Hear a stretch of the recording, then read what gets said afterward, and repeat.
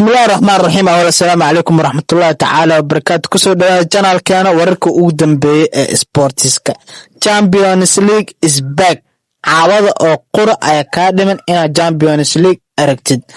Sidee ku dhahay isreebka caawa ayaa ugu dambeeya Beritoolena maxaa ka cusub Champions League barnaamijkeena ayaa ku maqli doontaan. Sidoo kale 4 sano ka hor maanta oo kale Master Champions League Master lama joojiye Cristiano Ronaldo maxaa ka cusbaa. Sidoo kale 13 sano ka hor maanta oo kale maxaa ka dhacay dunida. Sidoo kale maxaa laga leeyahay Iketika oo arin la yaab leh laga soo sheegayo maxay tahay sababtaas. Sidoo kale xidiga ka tirsan naadiga kubadda cagta Real Madrid oo safarka ah kuna dhow inay ku biiraan naadiga ka dhisan League 1ka. Sidoo kale Anthony xidiga naadiga kubadda cagta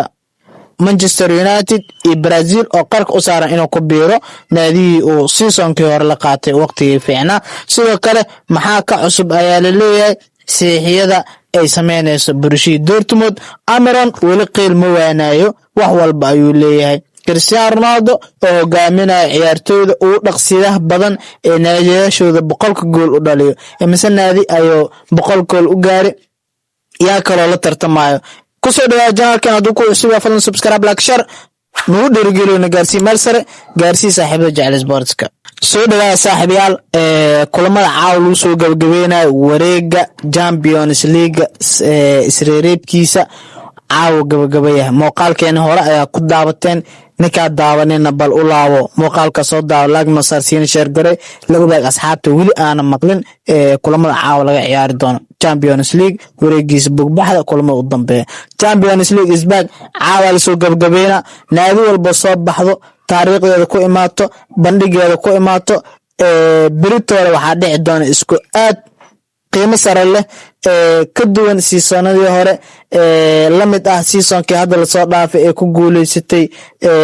naadiga Yurub mid hadda ah Paris Saint-Germain ee ka dhisan cariga Faransiiska ee League 1 ka ciyaarta. inaba caadi maan Champions League asiga naftirkiisa isdaarintiisa waa wada xitaa waxaa la filaa in garoomo waaweyn lagu qabto seasonkan finaalkiisa. xitaa waxaa la arkaa inkoo ku dhawaaqeen banooniga lagu ciyaari doono seasonka soo socda 2025 tartanka Champions League wareegiisa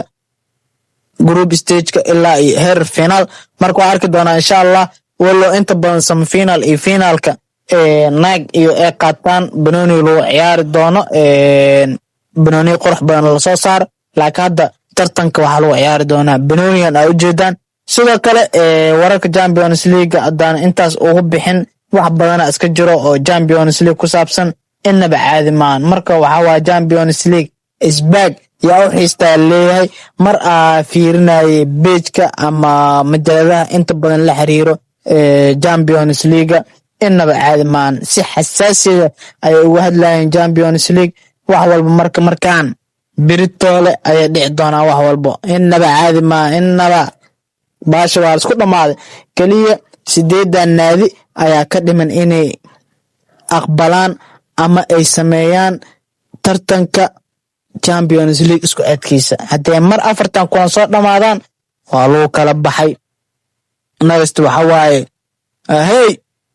inaba caadi maan. marka nasiib wacan dhamaan naadiyaasha ka soo qayb gali doono naadiye ayaa taariikh sameeyeen oo markiisa ugu horeys ka imaan doono waa wada arki doona insha Allah Beritoole iyo falanqeen isku aadka xitaa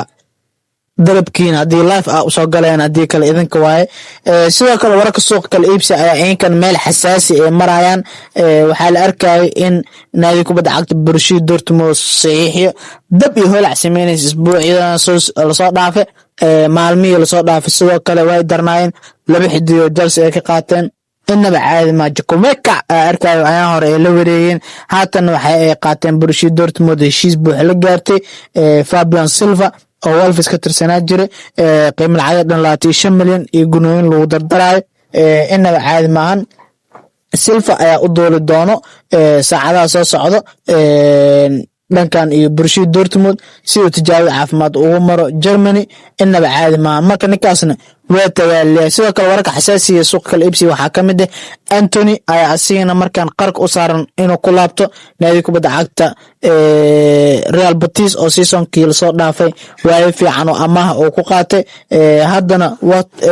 heshiiskaas waa gabagaba ayaa leeyahay wax walba waa isku fahmay marka Manchester United ninkaas inay dirto ayaa ka go'an mar kale خلاص waxaa soo dhamaaday rajo walba oo ku aadanay Dani Ceballos oo ku aadala dhankan Olympique Marseille wax walba markan waa isku fahmi waayay xidiga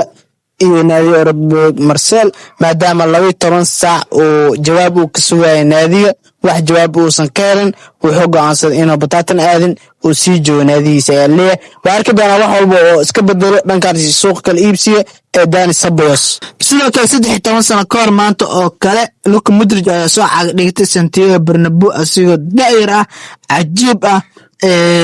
waali ah isteelka maanta ugu baxana leh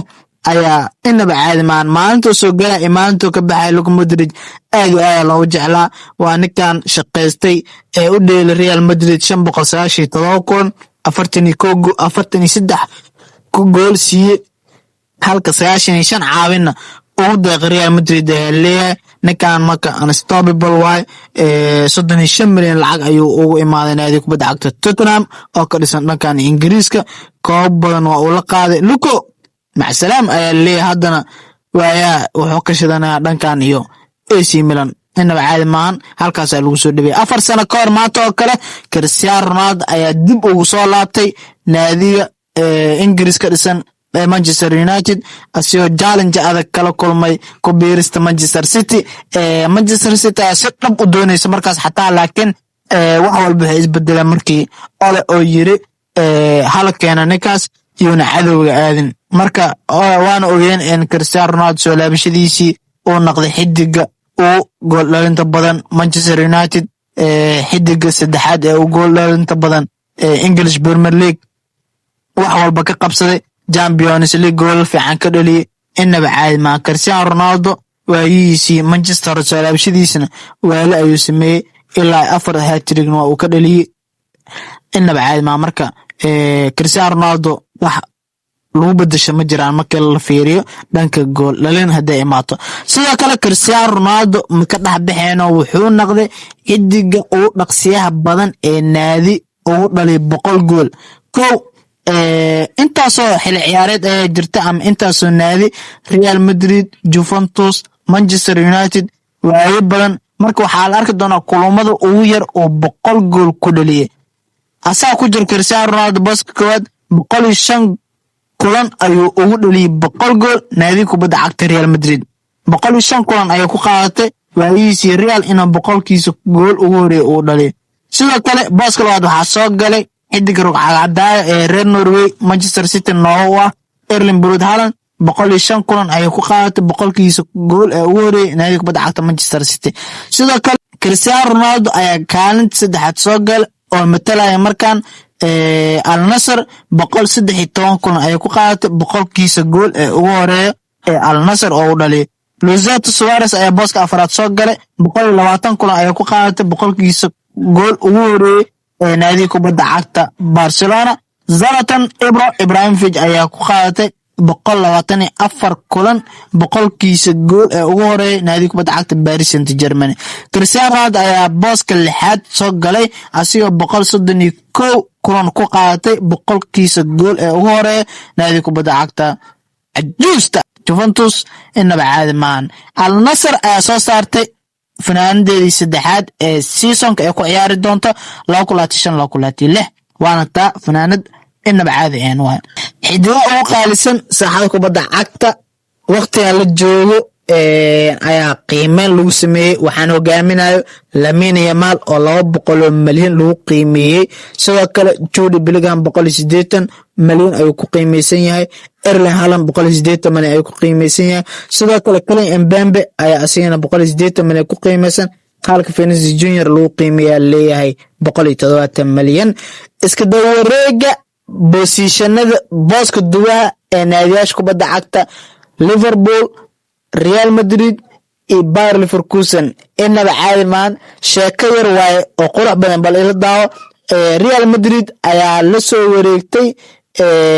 Arnold baa xorta walow gunooyin yar ee jireen si uu World Cup uga ciyaaro Arnold booska Real Madrid ayuu ku soo biiray wuxuu ka soo tagay naadi kubadda cagta Ingiriis ka dhisan ee Champions season-kii la soo dhaaf English Premier League ahaa Liverpool ayaa bedelkeeda u doonatay Ferguson ka tirsanaa jiray Bayer Leverkusen inaba caadi ma Ferguson ayaa doonatay bedelka Ferguson oo Liverpool maray waxaana soo qaadatay xidiga dhawaan ee la soo wareegtay ee ka yimid naadi kubadda cagta Real Madrid Lucas Vazquez marka Vazquez to Arnold to Ferguson baashaas waano wareegto Arnold baxay Ferguson imaade Vazquez imaade waa saddexda naadi ciyaartooyda isku bedesheen inaba caadi maahan warninkii Kobe Meno ahaa ee naadi kubadda cagta Manchester United iyo Robben Almiron meel xun ay ka maraysaa markaan war la tartan ayuu taagan yahay Bruno Fernandes mana ciyaarsiinayo